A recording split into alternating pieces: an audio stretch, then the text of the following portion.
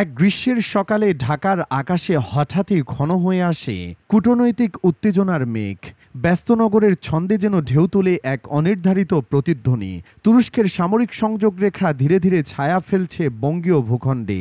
৮ জুলাই সোমবার সূর্য যখন তার তেজ হারাবে, তখন রাজধানীর এক উচ্চ পর্যায়ের বৈঠক কক্ষে প্রবেশ করবেন একজন ব্যতিক্রমী অতিথি। তার আগমনে বদলে যেতে পারে বাংলাদেশের প্রতিরক্ষা ইতিহাসের এক নতুন অধ্যায়। তিনি অধ্যাপক হালুক গর্ডন, তুরস্কের প্রতিরক্ষা শিল্প সংস্থার সর্বোচ্চ পদে থাকা একজন বিজ্ঞানমনস্ক প্রশাসক, যার সিদ্ধান্ত বদলে দিতে পারে অঞ্চলভিত্তিক ক্ষমতার ভারসাম্য।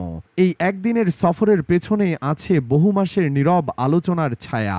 অন্তর্বর্তী সরকারের প্রধান উপদেষ্টা অধ্যাপক মোহাম্মদ ইউনূসের সঙ্গে তার সৌজন্য সাক্ষাৎটি শুধু প্রথাগত সৌজন্য নয়, বরং একটি প্রতীক, একটি বার্তা। বাংলাদেশ ও তুরস্কের প্রতিরক্ষা সেতু বন্ধ আরও শক্তিশালী হতে চলেছে।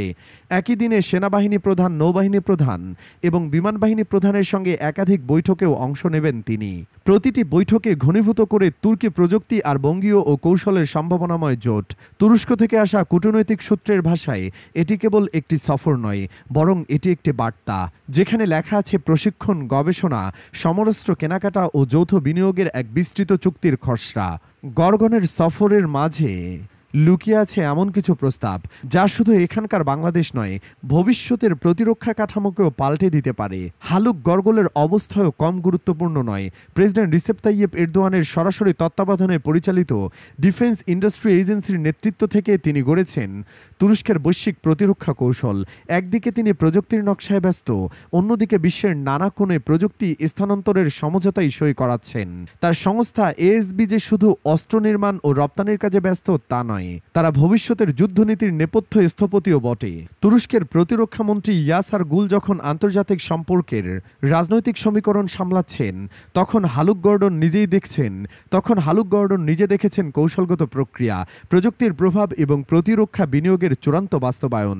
ঠিক সে কারণেই বাংলাদেশের প্রতিরক্ষা বাহিনীর সঙ্গে এই সফরের প্রতিটি মুহূর্তই হতে যাচ্ছে অপ্রকাশিত কিন্তু গভীর অর্থবহ। সাম্প্রতিক বছরগুলোতে বাংলাদেশ তুরস্ক সম্পর্কের যে ধারা তৈরি হয়েছে তা নিছক কোনো রাজনৈতিক নয়, এটি এখন প্রতিরক্ষা ও প্রযুক্তিভিত্তিক সম্পর্কের দিকে অগ্রসর।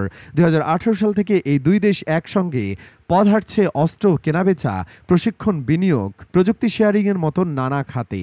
বাইরাক্তার TB2 ড্রোন সহ অন্তত 15 ধরনের আধুনিক সমরাস্ত্র বাংলাদেশ ইতিমধ্যে কিনেছে তুরস্ক থেকে। তবে এবার আলোচনা শুধু কেনাকাটা নয়, বরং উৎপাদন। বাংলাদেশের মাটিতে অস্ত্র কারখানা স্থাপন, বিনিয়োগ ও প্রযুক্তি স্থানান্তরের সম্ভাবনা। ঢাকার একাধিক কূটনীতিক বলছেন, এই সফর কোনো আকস্মিক সিদ্ধান্তের ফসল নয়, এটি হলো দীর্ঘ পরিকল্পনার একটি ধাপ, যেখানে দুই দেশ বুঝে গেছে একসঙ্গে চললে তারা শুধু প্রতিরক্ষা নয়, আঞ্চলিক স্থিতিশীলতাও একটি নির্ভরযোগ্য মডেল গড়ে তুলতে পারে।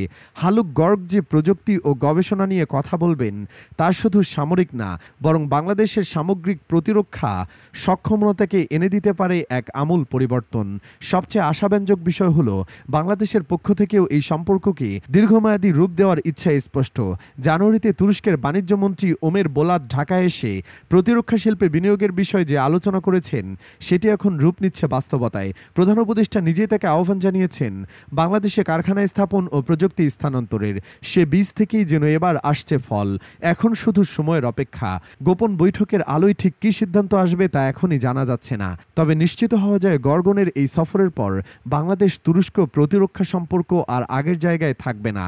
ঢাকা অপেক্ষা করছে ইতিহাসের এক সম্ভাব্য মোড় ঘোরানোর সাক্ষী হতে।